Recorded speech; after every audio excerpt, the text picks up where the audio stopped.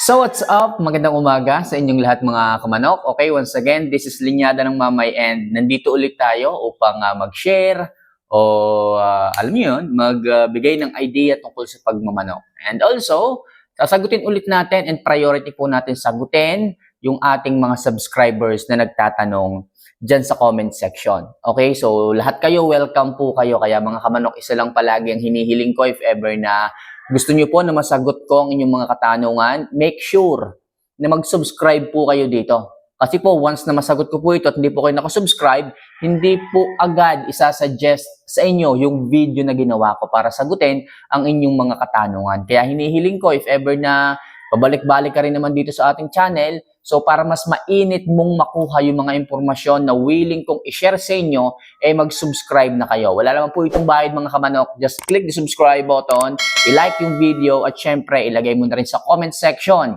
ang iyong mga katanungan. Magpa-shoutout ka, wala ring problema. Kaya mga kamanok, kung nagawa nyo na po yan, simulan na po natin kaagad ang ating mga katanungan na sasagutin. So, ang unang katanungan po ay galing kay Jasmine Flores. Ayan, so babae yung nagtanong. Hindi ko alam kung babae ito o gamit lang niya yung account ng babae. Okay, kung asawa o jowa o asawa o kung ano man. Bossing, ano po ang gamot o tabletas para po mas lalong mag-matured ang ating mga manok. Okay? So actually po, ito pong pagiging matured o yung maturity ng ating mga manok, yan po ay nakadepende sa linyada ng manok. Okay? Kahit ano po yung mga bitaminang ibigay mo dyan, kung yan po ay late maturing. Okay? So late maturing po yan. Pero huwag kang mag-alala. Pag sinabing late maturing, ibig sabihin nito, late lang po siya, late bloomers lang po siya. Ibig sabihin, hindi man siya maagang magmamatured agad sa loob ng 7 months, 8 months. Yung akin nga dito, kung matatandaan nyo, kung kayo is nakatutok dito palagi sa aking mga vlogs, 1 taon na. Pero yung itsura, yung pangangatawan, syempre, pagka late maturing po mga kamanok, parang kung titingnan mo, parang huling-huli na siya. Pero kung hihipuin mo ang kanyang pangangatawan, bulto ang katawan, yun nga lang, medyo putlain pa siya. Hindi siya ganun hindi siya ganun ka matured kasi nga hindi pa ganun yung kanyang loob, yung kanyang itsura hindi pa rin ganun na matured. Kaya syempre chinaga ko. Alam ko naman na late maturing naman to, so chinaga ko talaga. Pero yung kanyang mga kapatid, talagang early maturing. Meron lang talagang mga sa magkakapatid, may nahuhuli, may nauuna. Pero kung alam mo naman yung linyada na yon, maayos.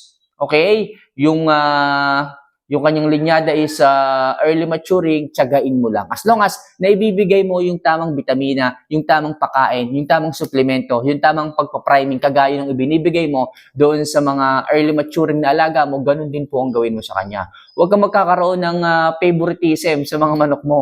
Kasi yung iba nating mga magmamanok dyan, especially yung mga baguhan, kung sino lang yung nakikita nilang maayos, maganda ngayon, nagiging favorite nila yon. Tapos yung mga kagaya nun sa'yo, mga late maturity, yung late maturing mo dyan, nawawala na po sila ng gana dyan.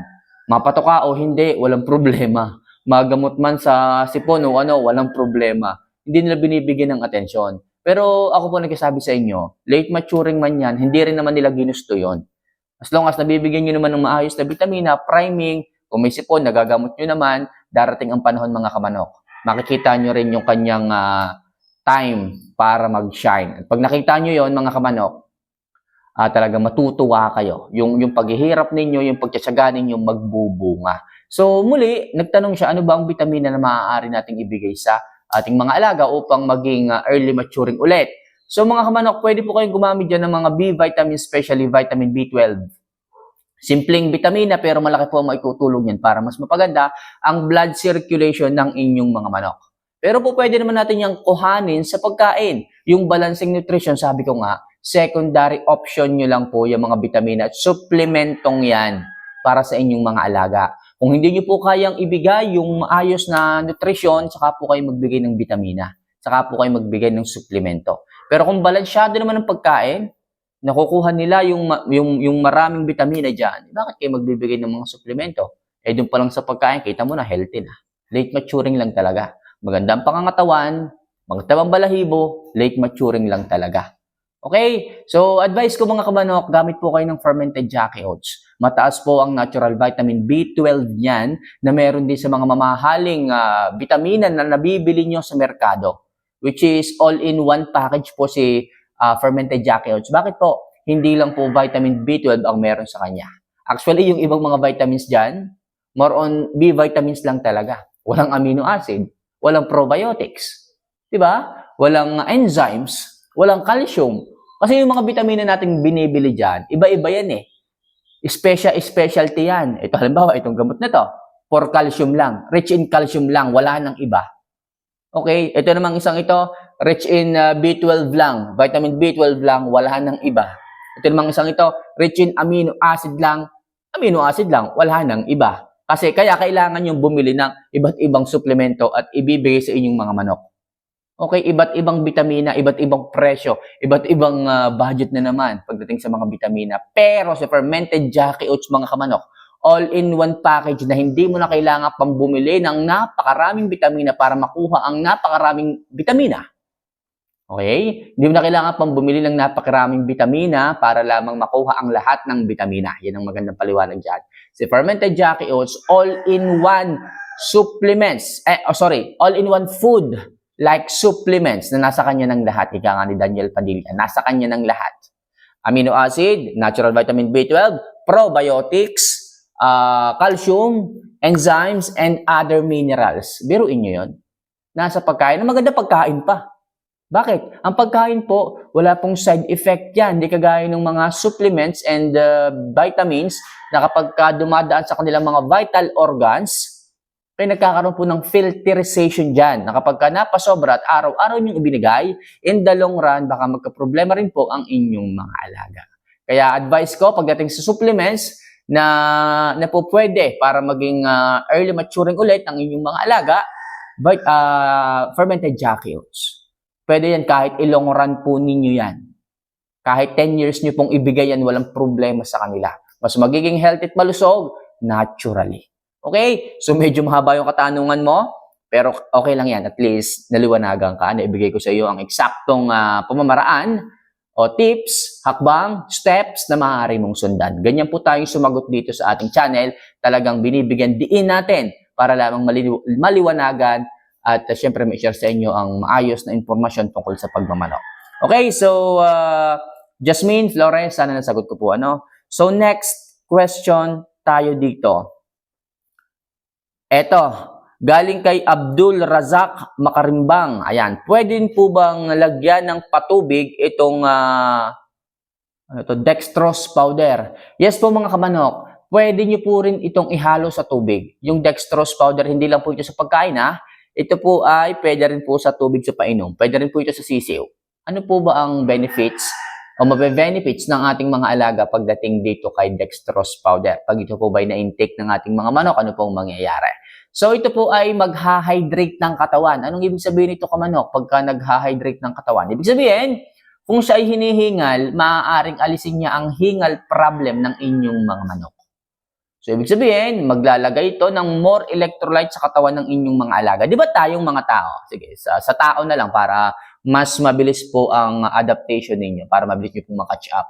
Pag tayo ay pagod na pagod, halimbawa, tumakbo tayo, nag-basketball tayo, di ba? Pagkatapos ng basketball, hihingalin tayo. Anong una nating hinahanap?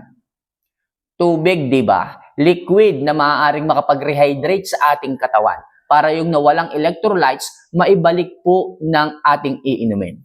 So, ganun po ang trabaho ni dextrose powder sa katawan ng ating mga alagang mga manok, sa ating mga alagang mga sisiw.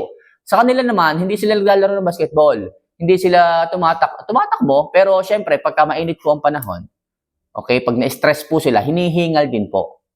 Pag hinihingal po sila, yung kanilang mga bibig nakabuka, bakit po? Para po sila ay makalanghap ng hangin at the same time, makahinga po sila palabas. So ngayon, kailangan po nila ng dextrose powder para makatulong na ma-rehydrate at yung blood pressure ng manok is maibaba at maging normal. Ganyan po ang sistema ng dextrose powder sa katawan ng ating mga alagang mga manok. At the same time, kung hinihingal po ang inyong mga manok, lagi niyo pong titingnan yung kanilang mga palong, nangingitim po yan. Kasi kinukulang po ng pump ng red blood cell sa buong sistema ng manok. Kaya kailangan po ng tubig para po ma-rehydrate po ito. Para po mas maging maganda yung daloy ng red blood cell, masuplayan ng magandang oxygen gamit ang tubig papunta sa iba't ibang body part ng ating mga manok. Kaya po napakagandang pang-rehydrate. Pwede nyo rin pong ihalo sa tubig itong si dextrose powder para sa inyong mga alaga. So mga kamanok, sana kahit dalawa yung nasagot natin, nabigyan kong linaw kung papaano sisink in sa katawan ng ating mga alaga at nakakatulong para maging healthy yung mga supplements na ganyan. At the same time, yung ating mga sinagot na katanungan, sana nasagot ko po nung maayos. Kung papanood po nung nagtanong, mag-comment naman po kayo dito para kahit paano, magkaroon pa tayo ng motivational videos para sa inyo at mas gumawa pa tayo ng mas marami. Muli, this is Linyada ng Mamay. Mahal ko po kayo mga kamanok. Don't forget to click the subscribe button, mag-like, at syempre mag-comment na rin ng sarili mong katanungan. Akong bahala sa iyo. Alam ko man yan o hindi, gagawa natin ng paraan para maibigay at matulungan ko kayo. So hanggang sa muli, see you for our next vlog. Mahal ko po kayo.